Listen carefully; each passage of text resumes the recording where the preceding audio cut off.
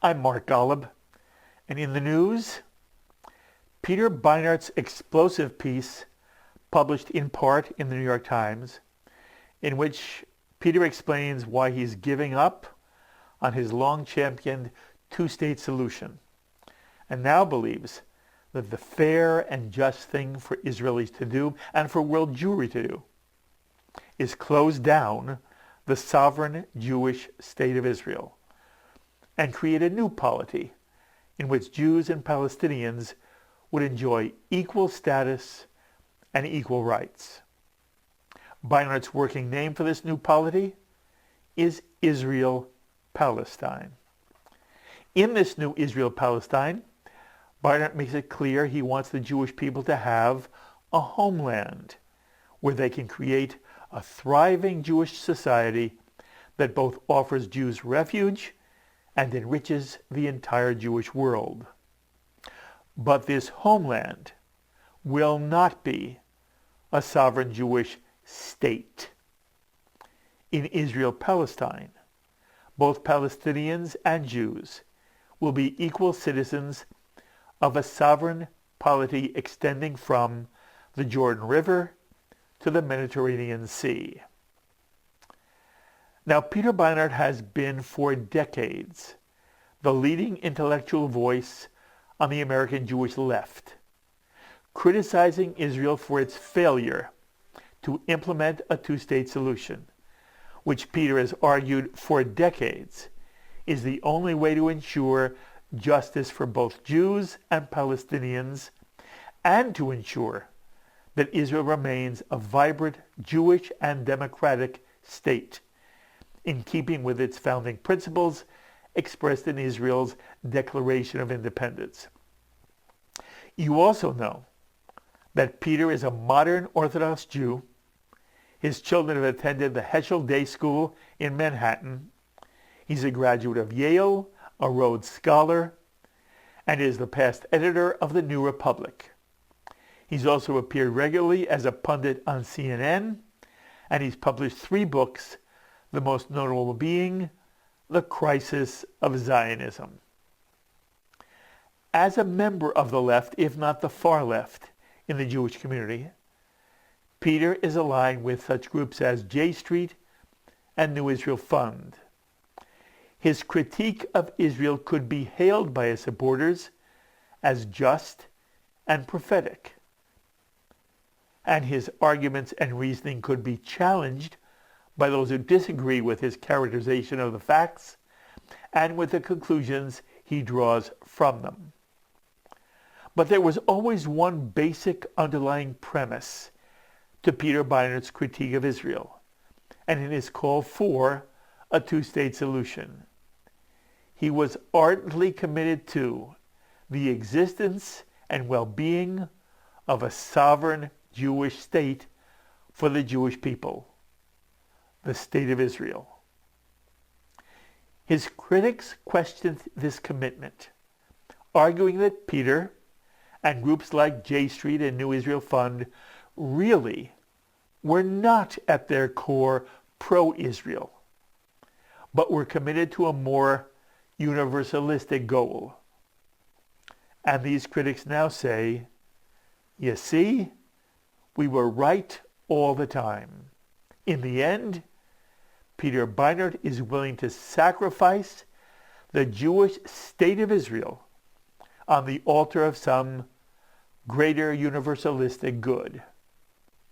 And as a result, there are those in the Jewish world who've come out in the strongest terms possible, criticizing Peter Beinart for betraying the state of Israel and the Jewish people. If you're a frequent viewer of JBS, you may have seen Alan Dershowitz offer his critique of Peter's new position, as well as Daniel Gordis, who actually did a podcast series with Peter debating Israeli policy, debates which the two also did before live synagogue and college audiences. We actually televised one of those debates from Temple Beth El's Hoffman Lecture Series in Stamford, Connecticut. But on JBS, Daniel Gordis was sad to say that he feels Peter Beinart has crossed a red line by proposing an end to the Jewish state of Israel. Well, there are those who now feel that Peter Beinart has forfeited his right to any mainstream platform in the Jewish community. And I understand where this feeling comes from.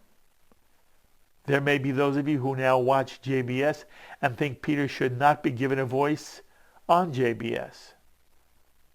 But in the context of this controversy, I feel that Peter has every right to explain why he is now willing to see an end to the state of Israel, which he has been so devoted to until now. And so we reached out to Peter the day his piece appeared in the New York Times. By the way, Peter's entire piece was first printed in the progressive Jewish magazine and news site called Jewish Currents, for which Peter is now editor-at-large. But we reached out to Peter and invited him to come on JBS to explain his dramatic decision to abandon his commitment to the Jewish state of Israel. And I'm pleased now to say that Peter is now with us. Peter, thank you so much for joining us on JBS. My pleasure. So, Peter, what I hope you can discuss is what in the world motivated you not simply to give up on this two-state solution, but to give up on the Jewish sovereign state. And as you've been an outspoken critic of Israeli policy vis-a-vis the Palestinians for a decade, you outline in detail why you support this new polity called Israel-Palestine. And people can agree with you or disagree with you. But that's not the issue. The issue is that you consciously chose to do something you wrote about in your very first opening paragraph, where you say, in most Jewish communities on earth, rejecting Israel is a greater heresy than rejecting God. So why, Peter, did you decide to reject Israel? Thanks. As you know, I have supported the two-state solution for my entire adult life. And I've really pleaded with others to try to stop the process of settlement growth that was making a sovereign, viable Palestinian state impossible. But I fail. Despite my efforts and the efforts of others, the settler population in East Jerusalem and the West Bank, which in the early 1980s, Meron Ben-Veniste, the former deputy mayor of Jerusalem, said if it reached 100,000, a viable Palestinian state would be impossible. It is now around 650,000, not by accident, but because the Israeli government has essentially made it cheaper for Israeli Jews to live in that territory. Two of Israel's Supreme Court justices now live in the West Bank. Its newest medical school is in the West Bank. Its second most powerful politician, arguably, Avigdor Lieberman, lives in the West Bank. I have spent a lot of time in the West Bank, and I would plead with your viewers who have not had the opportunity to do so themselves, to do so on the next time they're lucky enough to go to Israel-Palestine. I have stood in villages that are slated for demolition, where every building in that village is going to be bulldozed, not because people have done anything wrong other than they don't have permits that as non-citizens they can't get. And so for me, when I came to the really reluctant conclusion that a viable, contiguous, sovereign Palestinian state is no longer possible, and that it is morally unacceptable to hold millions of people without basic rights. And since Israel has foreclosed on the possibility of a Palestinian state, that I had to think about alternatives that I believed could both give Palestinians the basic human rights that they as human beings deserve, and also allow for the vibrant Jewish society that I believe must be maintained in the land of Israel. Let me just take one element, because I understand exactly how you feel about Israel's failure. And I've tried to acknowledge it. And again, Peter, people agree with you or disagree with you. And that's the interesting quality about you. You know, you and I have done 2 l'chaims, one alone when you came out with the book, Crisis of Zionism. Then you did a debate sort of with Thane Rosenbaum. You know, I've been to many of your lectures. You and I have been together many times. It's not that we're social friends, but it's I think very highly of you and I enjoy you. But the things you've said right now that you are critical of, saying to viewers, you know, I wish you would go on the West Bank. You've said that. On L'chaim, you've said it. You've said it in lectures all the time. There's nothing new in your encouraging people to see what you consider to be Israel's shortcomings is not a strong enough word for you. You describe brutality. You describe a lack of democracy. You've been but you've always been very critical. The one thing you haven't ever done is in some way, you know, cross the line. And you write this also, and then I'll give you a chance to answer. You write, questioning Israel's existence as a Jewish state is akin to spitting in the face of people I love and betraying institutions that give my life meaning and joy. Besides, Jewish statehood has long been precious to me, so I've respected certain red lines. You realize you made a conscious choice in the context of things you've been critical of your entire public career. The difference here is you have decided to cross a red line, to using your imagery, to spit in the face of the Jewish community. And I said to myself, you know, I know you. I understand you philosophically. It surprised me, given your passion up till now, for the existence of a sovereign Jewish state. You always argued Israel must be better. Israel must care for the Palestinian. It's unacceptable for the state of Israel, from your perspective, to give rights to Jews in Israel that are not given to everybody, most specifically the Palestinians. But you've always done that within a context of a sovereign state of Israel. Is there a way for you to explain to me and the audience, something happened inside you where you said, I still feel what I feel, but somehow I am ready to spit in the face of people I love. That's what I want to understand, Peter.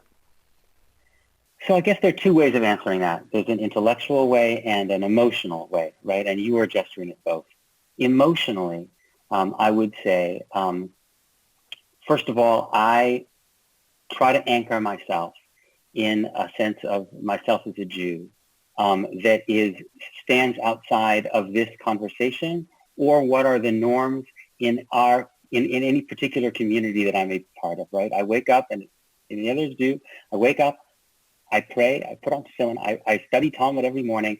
I feel rooted in a Jewish conversation, which is much bigger than the norms of what is treif and what is kosher in 2020 in one particular synagogue, right? I mean, our peoplehood, our conversation, our Judaism is much deeper than that, right? The norms change over time. Secondly, you know, and maybe this is the result of having grown up, spent a lot of my childhood in apartheid South Africa. And of course, there are important differences between Israel, Palestine, and apartheid South Africa, some of which I write about. But I will say that it imprinted upon me as a child the sense that morally we are all going to be judged, that we will be judged, and that history renders its moral verdict. And I ultimately believe, I could be wrong, I've been wrong about many things, but I can only do what I think is right. I can't know what's right, universally. I can just do what I think is right. I believe that we will be judged for the oppression of millions of Palestinians who lack basic rights. I believe for a long time that there would be a solution to that it would allow the creation of a Palestinian state. It would mean that all of these stateless non-citizens whose suffering I have seen, just a tiny little bit of it I've seen myself, and it has brought me to my knees, that there would be a way of solving part of that problem with the creation of a Palestinian state. But events move. Things happen. I was arguing this for 10 years. Over that 10 years, the settler population, not just the numbers, but the deep infrastructure of Israeli control has been deepened and deepened and deepened. And so at a certain point, I was making these arguments and I began to think, I'm not convincing myself that a two-state solution is possible. Almost all the people I know who really know reality on the ground have come to the conclusion that a viable Palestinian state, not something that doesn't have a capital in East Jerusalem, doesn't control the Jordan Valley, is under security control, that's not a state. An actual state have come to the conclusion that this is not possible. And the switch, and I was at a dead end. And so I began to read. A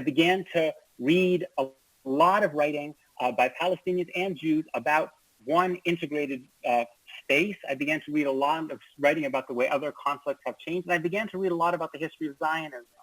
And I came to the conclusion that the core of my identification, my solidarity, my love, was not actually a Jewish state, but it was a Jewish society, as I call in the piece, a Jewish home. In this, I've been influenced by people like Ahad Ha'am. Ahad Ha'am was probably the second most important Zionist thinker after Theodor Herzl. He didn't believe in a Jewish state. He believed in a Jewish society. And I make the argument in my piece. One could certainly people disagree with it. God knows I'm not infallible. But my argument is that a vibrant Jewish society that provides refuge and rejuvenation is absolutely possible within either a confederation or one equal state. And that the path that Israel is on, if it continues down the current path of entrenching its control in the West Bank, will lead us to very, very dark places. Perhaps another act of mass expulsion and violence and war that will ultimately be terrible, not just for Palestinians, but will ultimately be terrible for Israeli Jews. Okay, by the way, you said intellectual and emotional. Do you feel you've described both? Yes. Okay. I have a couple of reactions. Please. And again, to my audience, I refuse to vilify. I happen to disagree with Peter, but again, I've known him a long time, and there are people, Peter, who've said, oh, they're cynical. Why did Peter do this? Because Peter really wants to draw attention to himself. This is all about press. And I said, that's nonsense. Then you don't know who Peter Beinart is. Whatever else you are, wrong or right, I have always respected the passion with which you've taken a stand. And I believe you want the best for the Jewish people, the state of Israel, the Palestinians. I believe that. And if people think I'm naive, I don't care. Thank you. But I've also said to you, I've been honest with you where I disagree with you. Yeah, when you say to me, for example, some of this comes out of your Talmudic study. Mm-hmm. The Talmudic, the paramount Talmudic principle, the ultimate ethic in the Talmud is pikuach nefesh. Yeah, that ultimately every other law is set aside to save life.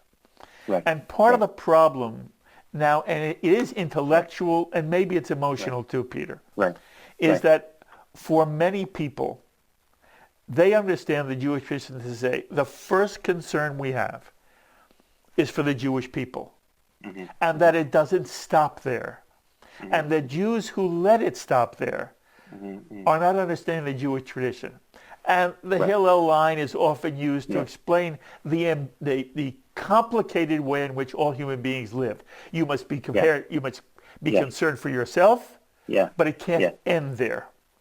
The feeling we have now is that there has been a subtle shift in your thinking, where on the one hand, you would have said again so much of the same things today Had you and I had this conversation 2 months ago, Sure. 5 months ago, the exact same thing. The one difference is you would have also said, but there must be a Jewish state that thrives and survives.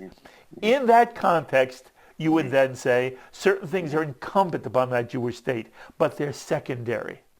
It seems the flip in your thinking has now been there is some greater universal value and goal, which I respect. My sense is that most Israelis, you and I we might disagree, most Israelis are in fact sympathetic to the Palestinians. I speak to Israeli after Israeli, and in polls, they don't hate Palestinians. And nothing would make Israelis happier than if their children and grandchildren no longer had to serve in the IDF, in Hebron, or on the Gaza border, and that would be peace between Israel and Palestinians. But that ultimately, the greatest good is the good of a Jewish state, what it's done for the Jewish people, what it says about Jewish history, and what it says about pikuach nefesh. And it's not about the Holocaust for me at all. And you make that point very strongly in your piece. But it is about Jewish self-determination, which I believe the Jew has no less than the Palestinian, no more, but no less. And it seems that your switch is that there is now something greater in your value system than a state of Israel, a sovereign Jewish polity where Jewish life is worked out in all of its, grandeur, Peter, and all of its disappointing ugliness. Speak to that. Right. So I understand that it could come across as that I am a pure universalist who cares no more for Jewish welfare than I do for Palestinian welfare or the welfare of anybody else. Rosa Luxemburg notoriously said, I care no more for the masses of Jews of Eastern Europe than I do for the oppressed people in Madagascar. That is not who I am. That is not the way I see it. I understand. I can't be responsible for the way people perceive me. They're going to perceive me the way I am. But I see the Jewish people as an extended family. That in the book of Bereshit, it tells the story of a family, and in the book of Shemot, in slavery, that family becomes a nation, becomes a people, Bnei Yisrael, Am Yisrael. If I believed that in one equal framework, again, in a confederation or a federated state, that Jews, that pekuach nefesh would be threatened, that Jews would be in physical danger, I would not advocate this position. At the core of my contention, one of the central contentions of my piece is that oppression breeds violence. That Israel is a binational state. It controls all the territory between the Jordan and the Mediterranean, even Gaza. And I can explain that if you want to talk more about it. And therefore, what we know about binational states is that binational states that hold millions of people without basic rights are more violent, more unstable.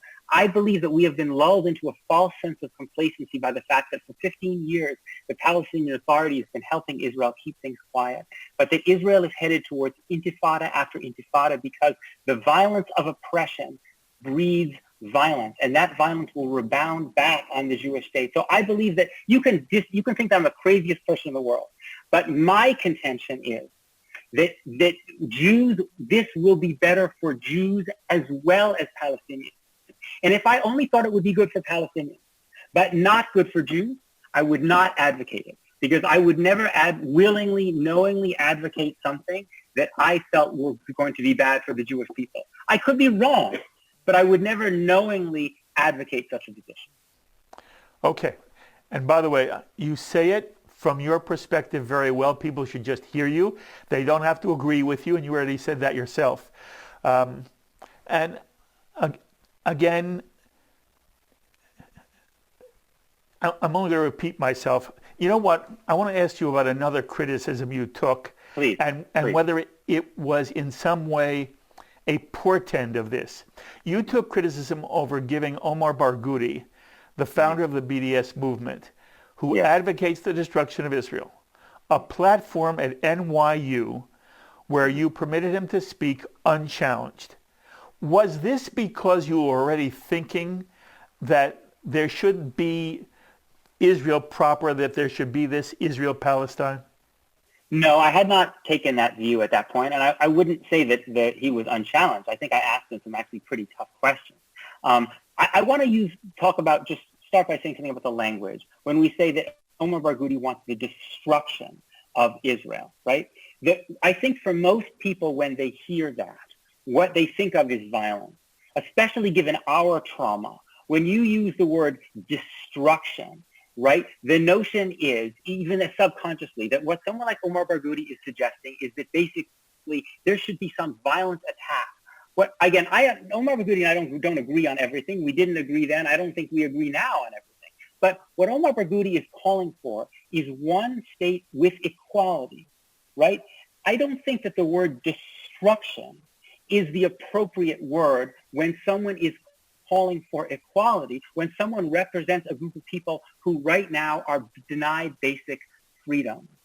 So I talked to Omar Barghouti, as I would also happily talk to Mort Klein. I believe in talking to people that I disagree with. I believe, as it says in Pirkei Avot, who is wise, the one who learns from all people. And I believe, as you know, because I say this ad nauseum, so forgive me for saying it again, is that we are impoverished as a Jewish community when we do not speak to and listen to Palestinians more. And so I was trying to model that. By the way, I'm going to give you a quote, and I understand that you're saying when people use the word destruction, it implies violence. Yeah. And I'm happy to use any word you want that means there's no more Israel. Barghouti has said definitely, most definitely, yes. we oppose a Jewish state in any part of Palestine. No Palestinian. Rational Palestinian. Let me finish. Rational Palestinian. Yes. Not a sellout Palestinian would ever accept a Jewish state in Palestine. Now, he may not mean physical violence, but he does mean the end of the Jewish state, and now you mean the end of the Jewish state. Right. Yes, that's true. But again, Mark, if you were a Palestinian, right, and either living under a Jewish state as a non-citizen or as a second-class citizen, wouldn't you also want equality? Right? I mean, is this something? Why do we think of this as some crazy pathological desire? People want to be equal. It's a very deep human desire. I don't think it makes Omar Barghouti an anti-Semite. You're absolutely right, but you're conflating two things. Mm-hmm. Most Jews passionately want as much equality as we can have in life. By the way, equality is hard to come by in every society. Mm-hmm. But the ideal of the Israeli society is, I believe, very much consistent with what you want. The question, and the shift in you is that at one point you argued, again, every single thing you're telling me now, with one slight change. You wanted it to happen from within Israel.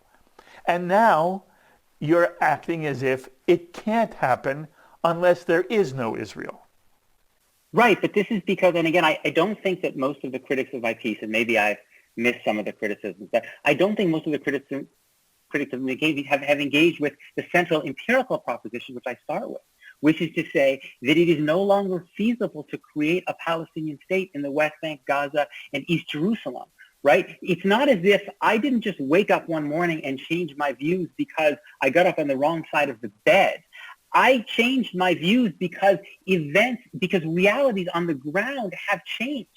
The prospect of actually creating a viable Palestinian state, I can't say it's impossible because you can never say any historical eventuality is impossible. Austro-Hungarian Empire could return. But the chances of it now being created are extraordinarily slim. And so I then become potentially complicit in essentially giving a hector to the status quo, a status quo that I believe is morally unacceptable. Okay. My last question for you. Yeah. You've seen people say, by the way, if you quote your own article, you understand, I'm using that the image is a powerful image. You're a great writer, by the way, Peter. So you write, this spitting image. It's like spitting at people I love. And there are people now who are going to have a very hard time believing you should have a platform because you have crossed a red line. You've crossed a red line. Some of them have emailed me. I'm sorry? Some of them have emailed me to let me know that. I am sure that's true. I want to know how you feel about that. And how does Peter, how do you've given your life to this, Peter. Yeah. You're a committed Jew. You're just, people think you're on the wrong side. And I think you're wrong. But at the moment, you've put yourself in a position where it's going to be very hard for you to have the same kind of platform that you used to have. How do you feel about that? Look, for me, if there's another Jewish person in the world who sees me as an enemy and sees me as someone who hates Jews, who doesn't care about the welfare of Jews, that for me is a tragedy because it means that I failed in what I was trying to do, which was be a loving critic. And one of the things that I try whenever I can, I just spent earlier today an hour on the phone with a guy who had been criticizing me on Twitter, and we decided to have an hour-long conversation. It ended up being a beautiful conversation. I would say, to the extent that I have time in my day, aside from spending time with my kids, if there are viewers who want to reach out to me and want to have a genuine conversation, no Jewish person is alien to me. No Jewish person is my enemy. But at the end of the day, I believe that although someone's anger and rage and betrayal matters to me, the thing that matters to me most is the belief that I will be judged. That I will be judged. I will be judged by God, and maybe I'll be judged by my grandchildren. And to me, that's the most sacred task, is to try to make sure that I have done as good a job as being as true to my belief about what's right as possible. I may be wrong, but I have to be true to what I believe. Yes, you do, and you always are. And what I'm about to say may sound harsh. I don't mean it as harsh. I just mean it as honest as you're trying to be. Please. It may very well be that one day your grandchildren and your God will judge you very harshly for giving up on the state of Israel. And I understand what you want out of Israel. And again, the disagreements we have are not on goal. The disagreements are on what are the facts on the ground. And you have the right to argue that as vociferously as you can, and so does Mort Klein. Good for you. And to your credit, Peter, you'll come on with Mort Klein. And there are some people who won't come on with Mort Klein. But in the end, the real problem here for me, and I hope this is not the last time, not that you're on JBS, but that you and I have a chance to think this specific issue through, is what you want in the most ideal sense. People will argue, Peter, with you, it's not achievable. I didn't want to go there at all. I don't want to discuss the details. The only real issue here is Peter Beinart no longer believes there should be a state of Israel. And ultimately, I hope maybe in the future, you and I will have a chance to if that evolves in you any further, I really want you to discuss it with me, because it is the most important issue you are now representing. It casts you in a certain light in the Jewish world, and it also raises very interesting questions, which, Peter, people are going to be talking about. Anyway, I give you enormous credit for coming on JBS to speak with me. You knew how strongly I disagreed with you. And I want to say again, while I think you've made a grave mistake and have indeed crossed the red line, which is red for a very good reason, I enjoy you on a personal level. I wish you and your family only good health and all good things, Peter. And I hope you one day will come and discuss your position even further with me on JBS. I would love to do that. I would love to do that. Thank you. You be well. Thank you. Be well. The thoughts of Peter Beinart. I hope you're glad you had a chance to hear him on JBS, even if you wish he didn't have a platform. If he has a platform like this where somebody can really ask him over and over again, why did you do this, Peter? And I understand his answer, but it does not resonate with me at all. And I also hope you appreciate that on JBS, you've had the chance to hear Peter Beinart, Alan Dershowitz, Daniel Gordis address headline news in the Jewish community. And again, I hope overall it's helped put your own thinking into perspective. As always, my thanks to our director, Sloan Copeland, JBS's managing director, Dara Golub, transmission manager, John McDevitt, and to the producer of In the News, Carol Lilienthal. Until the next time, I'm Mark Golub. Stay safe and be well, my friends.